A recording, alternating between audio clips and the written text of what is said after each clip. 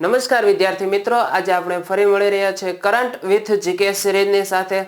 આજનું કરંટ જોઈએ એ પહેલા હજુ તમે એજ્યુસફર પરિવારની અંદર નવા હોય, ચેનલને સબસ્ક્રાઇબ કરવાની બાકી હોય તો પ્લીઝ સબસ્ક્રાઇબ કરી વાળજો. વિડીયોને છે લાઈક કરજો, તમારા ફ્રેન્ડ સર્કલ સ્વજન મિત્રોની અંદર શેર કરજો જેથી કરીને દરેક તેનો લાભ લઈ શકે. ટેલિગ્રામની અંદર જોઈન્ટ થવાનું બાકી હોય તો ત્યાં પણ જોઈન્ટ થઈ જશો જેથી કરીને તમને પ્રશ્નોત્તરીનો લાભ મળી શકે. કમેન્ટ સજેશન જણાવશો અને પ્લે સ્ટોર ઉપર જઈ અને એજ્યુસફર એપ ડાઉનલોડ કરવાની બાકી હોય તો એ પણ ડાઉનલોડ કરી વાળજો. ચાલો જોઈએ આજનું કરંટ. આજની તારીખ એટલે કે 23 જાન્યુઆરી 2019. આજનો વિશેષ દિવસ એ છે કે માનનીય શ્રી એવા સુભાષચંદ્ર બોઝનો આજે છે જન્મદિવસ છે કે જેમણે છે આપણા ભારતની આઝાદી માટે છે એ ખૂબ જ સારા એવા પ્રયત્નો કરેલા છે. એક ક્રાંતિકારી, સબળ ક્રાંતિકારી તરીકેની ફરજ બજાવનાર એવા શ્રી સુભાષચંદ્ર બોઝનો આજે જન્મદિવસ છે. તો તેઓનો જન્મ છે એ 23 જાન્યુઆરી 1897 ના રોજ ઓરિસ્સાના કટક નામના શહેરમાં થયો હતો. ઇમેજની અંદર આપણે જોઈ શકીએ છીએ સુભાષચંદ્ર બોઝ કે જેને આપણે હુલામણા નામ એટલે કે નેતાજી તરીકે ઓળખતા હતા. તેઓ છે ભારતીય સ્વાતંત્ર્ય સંગ્રામના છે એક આગળ પડતા સ્થાન ધરાવતા એવા વ્યક્તિ હતા અને તેમણે છે એ આઝાદીના પ્રયત્નો માટે હર હંમેશ પ્રયત્નો કરી અને છે એ આઝાદી મેળવવાની અંદર છે ખૂબ સહયોગ આપેલો. તેમણે જાપાનની સહાયતાથી છે આઝાદ હિન્દ ફૌજની રચના કરેલી હતી. આપણા માટે અગત્યનો પ્રશ્ન કે આઝાદ હિન્દ ફૌજની રચના જ્યારે કરવામાં આવી તો એ આઝાદ હિન્દ ફૌજની રચના છે એ કોની સહાયથી કરવામાં આવી? તો આપણે યાદ રાખીશું આઝાદ હિન્દ ફૌજની રચના છે એ જાપાનની સહાય દ્વારા છે કરવામાં આવી હતી. નેક્સ્ટ એમના જ વિશે જોઈએ તો સુભાષચંદ્ર બોઝે આપેલ નારો એટલે કે જય હિન્દ એ ભારતનું એક રાષ્ટ્રીય સૂત્ર પણ બની ગયું છે. આ ઉપરાંત ચલો દિલ્હી અને તુમ મુझे खून दो मैं तुम्हें आजादी दूंगा એવા પ્રખ્યાત અને પ્રચલિત બનેલા એવા નારાઓ પણ આપનાર વ્યક્તિ હોય તો એ છે સુભાષચંદ્ર બોઝ કે જેમણે છે એ 1921માં ઇંગ્લેન્ડમાં જઈ ભારતીય સિવિલ સેવાની પરીક્ષા પાસ એટલે કે એમની અંદર એ સફળ થયા હતા. આ ઉપરાંત 1938માં હરિપુરા સુરત ખાતે એક કોંગ્રેસ વાર્ષિક અધિવેશનનું સમાયોજન થયું હતું. તો આ અધિવેશનની અંદર છે આપણે યાદ રાખીશું, આમાંથી એક પ્રશ્ન ખૂબ જ અગત્યનો છે કે સુભાષચંદ્ર બોઝ છે એ કયા કોંગ્રેસ અધિવેશનની અંદર અધ્યક્ષ રહ્યા હતા? તો 1938માં હરિપુરા ખાતે, જે હરિપુરા સુરત ખાતે યોજાયેલું કોંગ્રેસ વાર્ષિક અધિવેશનની અંદર તેઓ અધ્યક્ષ રહ્યા હતા. અને આ અધિવેશન છે 51મું અધિવેશન હતું. કેટલામું હતું મિત્રો?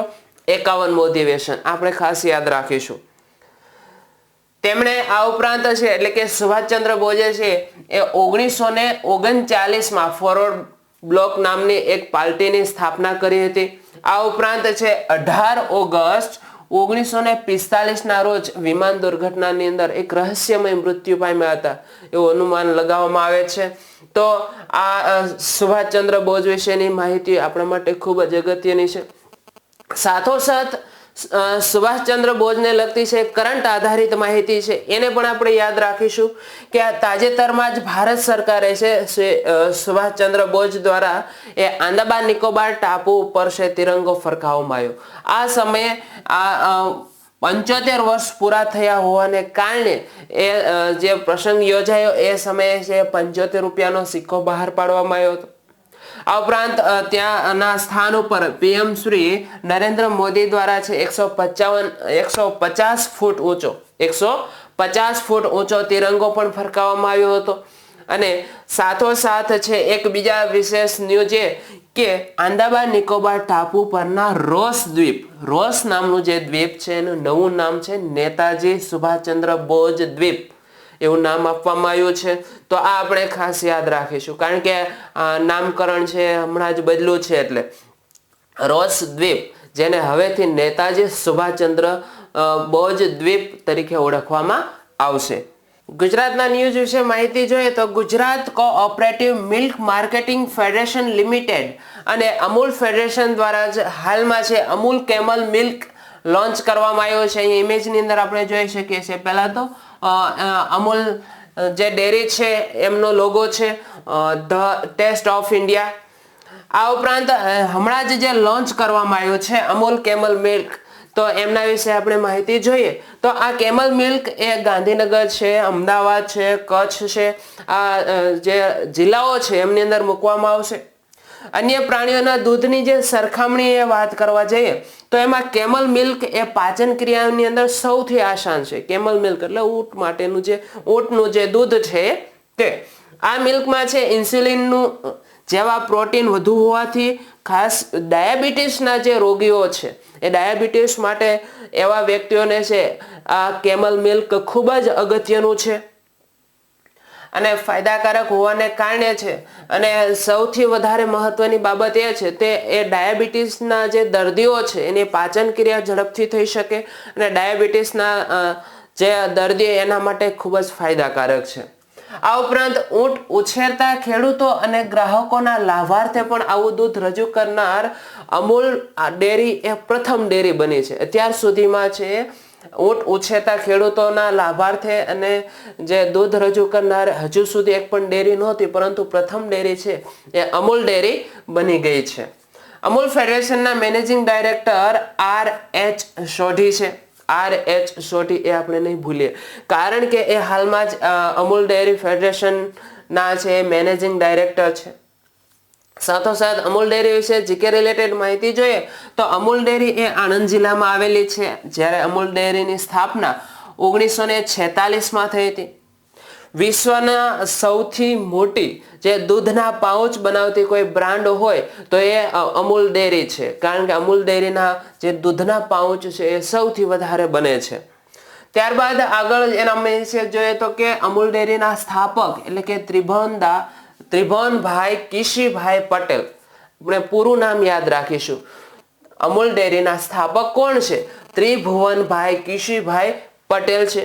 અને જ્યારે છે શ્વેત ક્રાંતિના પ્રણેતા પૂછે તો વર્ગીસ કુરિયન છે. વર્ગીસ કુરિયન એ શ્વેત ક્રાંતિના પ્રણેતા છે. અને જ્યારે છે અમૂલ ડેરીના સ્થાપક પૂછે તો ત્રિભુવનભાઈ કિશીભાઈ પટેલ છે.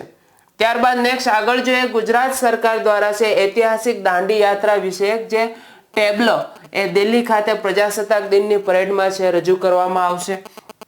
એ ઇમેજની અંદર જોઈ શકીએ છીએ કે જે દિલ્હીની અંદર આગામી સમયે જે પ્રજાસત્તાક પર્વની ઉજવણી થનારી છે એ સમયે પરેડની અંદર એ દાંડી યાત્રા વિશે જે ટેબ્લો તૈયાર થયો છે. અને આ ઉપરાંત મહાત્મા ગાંધીજી વિશેના જીવન કવન વિશેના જે ટેબ્લો રજૂ કરવામાં આવશે તે દિલ્હીની અંદર જ્યારે પરેડ બનશે ત્યારે એ પરેડની અંદર છે રજૂ કરવામાં આવશે આગામી સમયે છે પ્રજાસત્તાક પર્વ નિમિત્તે. આ ઉપરાંત આમની અંદર છે એ ખાસ આગળના ભાગની વાત કરીએ તો આગળના ભાગમાં છે ગાંધીજીના બાળપણની અતિ દુર્લભ પ્રતિમાઓ અને પોરબંદર સ્થિત એમના જન્મસ્થાન એટલે કે કીર્તિ મંદિર, એમની જે આબેહબ કૃતિઓ છે એ પરેડ સમયે છે રજૂ કરવામાં આવશે. અને આ ઉપરાંત છે આ ટેબ્લોની અંદર છે દાંડી યાત્રાની સંપૂર્ણ કથા પણ રજૂ કરવામાં આવશે. અને દાંડી યાત્રા વિશે તો આપણે ખૂબ જ માહિતી જાણીએ છીએ કે દાંડી યાત્રા એ સાબરમતી આશ્રમ અમદાવાદની અંદર આવેલો સાબરમતી આશ્રમથી છે એમની શરૂઆત થઈ હતી. આ દાંડી જે આશ્રમથી શરૂઆત થઈ તે નવસારી જિલ્લાના દાંડી ગામ સુધી યાત્રા ચાલુ થઈ હતી. દાંડી યાત્રાની શરૂઆત તો આપણને ખ્યાલ છે 12 માર્ચ 1930ના રોજ થઈ હતી અને જ્યારે 6 એપ્રિલ 1930ના રોજ છે આ દાંડી યાત્રા પૂરી થઈ હતી. અને વિશેષ દાંડી યાત્રાના વિડીયો પણ આપણે યુટ્યુબ ઉપર એજુ સફરના માધ્યમ દ્વારા મૂકેલા છે, તમે એમની અંદરથી પણ જોઈ શકો છો. દાંડી કૂચની શરૂઆત એ ગાંધીજીએ એમની સાથે કુલ 78 સભ્યો સાથે મળીને કરી હતી. કુલ 78 સભ્યો અને એક ગાંધીજી એક, એટલે કુલ 79 સભ્યો કુલ થયા. જો ગાંધીજીને બાદ કરવામાં આવે તો એના સાથીદારો 78 સાથીદારો સાથે છે દાંડી યાત્રા કરી હતી. સાથોસાથ આગળ રાષ્ટ્રીય ન્યૂઝ જોઈએ તો રાષ્ટ્રપતિ રામનાથ કોવિંદે છે પ્રધાનમંત્રી રાષ્ટ્રીય બાલ પુરસ્કાર એનાયત કર્યા છે. અહીંયા આપણે જોઈ શકીએ છીએ કે શ્રી રામનાથ કોવિંદ અને જે પ્રધાનમંત્રી રાષ્ટ્રીય બાળ પુરસ્કાર એનાયત થયા છે તેવા પ્રાપ્ત કરનારા જે સ્ટુડન્ટો છે. આ કાર્યક્રમ રાષ્ટ્રપતિ ભવન ખાતે યોજાયો હતો. આ પુરસ્કાર છે એ 26 જેટલા બાળકોને આપવામાં આવ્યો છે. ઇમેજની અંદર આપણે જે બાળકો છે જોઈ શકીએ છીએ કે 26 જેટલા બાળકોને છે પ્રધાનમંત્રી રાષ્ટ્રીય બાળ પુરસ્કાર આપવામાં આવ્યો છે, જે ખાસ કરીને બાળકોની સાહસિકતા, સામાજિકતા, સેવા, આ ઉપરાંત કલા, સંસ્કૃતિ, રમતગમત કે કોઈ અન્ય સંશોધન, તો આ દરેક વિભાગોની અંદર જેમને નિપુણતા પ્રાપ્ત કરી છે તેવા સ્ટુડન્ટોને છે પ્રધાનમંત્રી રાષ્ટ્રીય બાળ પુરસ્કાર આપવામાં આવ્યો છે. અન્ય 2 વ્યક્તિ અને 3 સંસ્થાઓને પણ બાળ કલ્યાણ પુરસ્કાર આપવામાં આવ્યો છે. આ સિવાય 26 સિવાય અન્ય 2 વ્યક્તિઓ અને 3 સંસ્થાઓને છે બાળ કલ્યાણ પુરસ્કાર પણ આપવામાં આવ્યો છે. મહિલા અને બાળ વિકાસ મંત્રાલય દ્વારા રાષ્ટ્રીય બાળ પુરસ્કારમાં સાહસિકતાનો ઉમેરો કરી તેને છે પ્રધાનમંત્રી રાષ્ટ્રીય બાળ પુરસ્કાર પણ એવું નામ આપવામાં આવ્યું છે. આપણે યાદ રાખીશું કે મહિલા અને બાળ વિકાસ મંત્રાલય દ્વારા રાષ્ટ્રીય બાળ પુરસ્કારમાં સાહસિકતાનો ઉમેરો કરવામાં આવ્યો છે અને તેને હવે પ્રધાનમંત્રી રાષ્ટ્રીય બાળ પુરસ્કાર એવું નામ આપવામાં આવ્યું છે. ત્યારબાદ આગળના ન્યૂઝ જોઈએ તો કે દક્ષિણ આફ્રિકાના રાષ્ટ્રપતિ આ વર્ષના પ્રજાસત્તાક દિવસે છે અતિથિ તરીકે હાજર રહેશે. દક્ષિણ આફ્રિકાના રાષ્ટ્રપતિ આપણે નામ ખાસ યાદ રાખીશું કે સાયરિલ રામાફોસા. સાયરિલ રામાફોસા જે ત્યાં દક્ષિણ આફ્રિકાના રાષ્ટ્રપતિ છે, જેઓ છે આગામી તારીખ 25 અને 26 જાન્યુઆરીના રોજ ભારતની મુલાકાતે આવશે. આ ઉપરાંત દક્ષિણ આફ્રિકાના પૂર્વ રાષ્ટ્રપતિ અગાઉ છે નેલ્સન મંડેલા બાદ આ સમારોહની અંદર મુખ્ય મહેમાન તરીકે બીજા અન્ય વ્યક્તિ આવનાર હોય તો એ રાષ્ટ્રપતિ સાયરિલ રામાફોસા છે, જે નેલ્સન મંડેલા બાદ બીજી વખત દક્ષિણ આફ્રિકાના કોઈ રાષ્ટ્રપતિ આવતા હોય તો એ બીજા ક્રમે આવે છે. પહેલા ક્રમે આવશે નેલ્સન મંડેલા. ઓકે, ત્યારબાદ આગળના ન્યૂઝ છે આંતરરાષ્ટ્રીય કે વર્લ્ડ ઇકોનોમિક ફોરમ જે વાર્ષિક બેઠકનો છે દાવોસમાં છે આરંભ થયો છે. દાવોસ નામનું સ્થળ છે ત્યાં છે એ વાર્ષિક બેઠકનો છે આરંભ થયો છે. અહીંયા આપણે ફૂલ ફોર્મ પણ યાદ રાખીશું. વર્લ્ડ ઇકોનોમિક ફોરમ તો વિશ્વ આર્થિક મંચ. વિશ્વ આર્થિક મંચ આ બેઠક એ આગામી સમયે 5 દિવસ સુધી ચાલનારી છે. આ બેઠકમાં છે વિશ્વના નેતાઓ વૈશ્વિક અર્થતંત્રના વિવિધ મુદ્દાઓ પર ચર્ચાઓ કરશે. તો એ ત્યાં ચર્ચાઓ જે થનારી છે એમની અંદર જે અલગ અલગ છે 5 દિવસ સુધી છે એ આમના વિશેના જે ચર્ચાઓ થશે અને વિશ્વ આર્થિક મંચ એટલે કે જે અર્થતંત્ર છે એ કેવી રીતે આગળ વધે તેવા પ્રયત્નો છે આ આરંભ થયો છે. બેઠક એમની અંદર થશે. આ બેઠકમાં છે 30 દેશના વડાઓ ઉપરાંત IMF, WTO અને OECD જેવી સંસ્થાઓના વડાઓ પણ આ બેઠકમાં ભાગ લેશે. તમને કમેન્ટ સ્વરૂપે જણાવું છું કે IMF, WTO, OECD આ સંસ્થાના ફૂલ ફોર્મ મને છે કમેન્ટ સ્વરૂપે ચોક્કસ જણાવશો, બરાબર. આ ઉપરાંત ભારતમાંથી છે સૌથી વધુ CEO આ બેઠકની અંદર ભાગ લે તેવી સંભાવનાઓ છે. અહીંયા આપણે ઇમેજની અંદર જોઈ શકીએ છીએ વર્લ્ડ ટ્રેડ ઓર્ગેનાઇઝેશન. અહીંયા ઇમેજની અંદર આપણે જોઈ શકીએ છીએ કે જેમની અંદર છે નોબેલ પુરસ્કાર મેળવનાર એવા ભારતીય વ્યક્તિ કૈલાશ સત્યાર્થી અને કરણ જોહર પણ છે ભાગ લેનારા છે. આ બેઠકનું વિષય વસ્તુ આમની થીમ આપણા માટે અગત્યની છે. થીમ ઘણી વખત પૂછાતી હોય છે. તો વૈશ્વિકીકરણ ચોથી ઔદ્યોગિક ક્રાંતિના યુગમાં આર્કિટેક્ચરને આકાર આપવો આ એમની થીમ છે. ફરી વખત કે વૈશ્વિકીકરણ ચોથી ઔદ્યોગિક ક્રાંતિના યુગમાં આર્કિટેક્ચરને આકાર આપવો જે આ બેઠકની છે થીમ રાખવામાં આવી છે.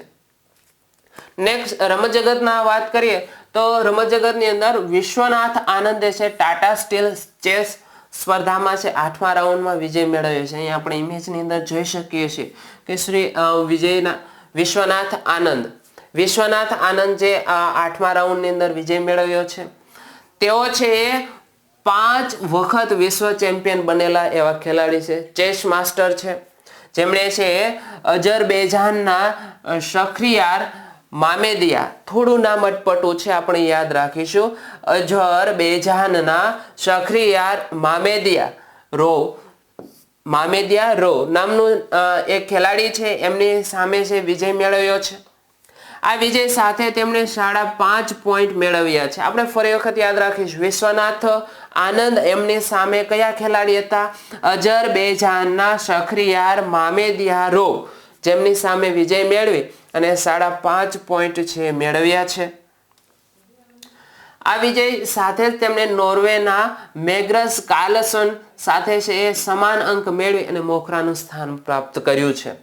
આ અગાઉના રાઉન્ડમાં વિશ્વનાથ આનંદે છે એ રશિયાના વ્લાદિમીર કાર્મિકને છે એ પરાજય આપ્યો હતો અને વિજેતા બન્યા હતા. નેક્સ્ટ આગળના ન્યૂઝ જોઈએ તો ઇન્ડિયન ક્રિકેટ કાઉન્સિલના 3 એવોર્ડ મેળવનાર પહેલો ભારતીય ખેલાડી એટલે કે શ્રી વિરાટ કોહલી બન્યા છે. ઇમેજની અંદર આપણે જોઈ શકીએ છીએ વિરાટ કોહલી, અને એને તો આપણે જાણીએ જ છીએ. તો આવી રીતે આ દુનિયામાં પહેલી વખત ક્રિકેટર એક સાથે 3 એવોર્ડ જીત્યા હોય તો એવા ખેલાડી વિરાટ કોહલી બન્યા છે, કે જેમને છે ઇન્ડિયન ક્રિકેટ કાઉન્સિલ એવોર્ડ મેળવનારા એક 7મા ભારતીય ખેલાડી બની ગયા છે. આ અગાઉ અન્ય બીજા 6 વ્યક્તિઓને છે એવોર્ડો પ્રાપ્ત થયેલા છે, અને જ્યારે છે વિરાટ કોહલી 7મા ક્રમે છે આવે છે. જેમાં વિરાટ કોહલીને છે ક્રિકેટ પ્લેયર ઓફ ધ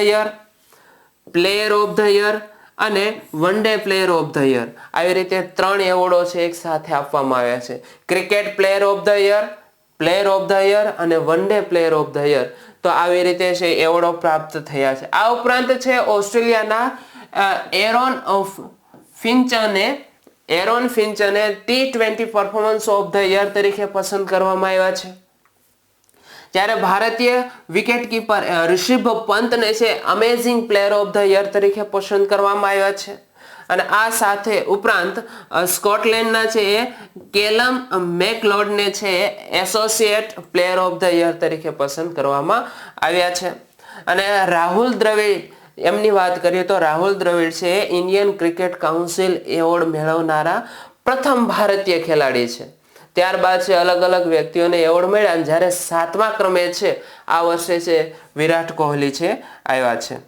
તો અહીંયા આપણે જે કંઈ ન્યૂઝ જોયા એ તમામ ન્યૂઝ તમે નોટમાં પણ લખી વાળજો, અને આવનારી એક્ઝામ માટે ખૂબ જ મહત્વના બની રહેશે. અને બને તેટલો વિડીયોને તમારા ફ્રેન્ડ સર્કલમાં, સ્વજન મિત્રોમાં શેર કરજો, લાઈક કરજો, કમેન્ટ્સ આપવાનું ભૂલશો નહીં. અને હા, એજ્યુસફર પરિવારની ચેનલને સબસ્ક્રાઈબ કરવાનું બાકી હોય તો પ્લીઝ સબસ્ક્રાઈબ કરી વાળજો. બાજુમાં આવેલા નાનકડા એવા બેલ આઇકન ઉપર પણ ક્લિક કરજો, જેથી કરીને આવનારા તમામ નવા વિડીયો તમારા નોટિફિકેશન ઉપર મળતા રહેશે. ટેલિગ્રામ જોઈન્ટ કરી વાળજો, અને પ્લે સ્ટોર ઉપર જઈ અને એજ્યુસફર એપ ડાઉનલોડ કરવાની બાકી હોય તો એ પણ ડાઉનલોડ કરી લેજો. ઓકે, તો અહીંયા આજનો વિડીયો પૂર્ણ કરીએ છીએ. આભાર મિત્રો.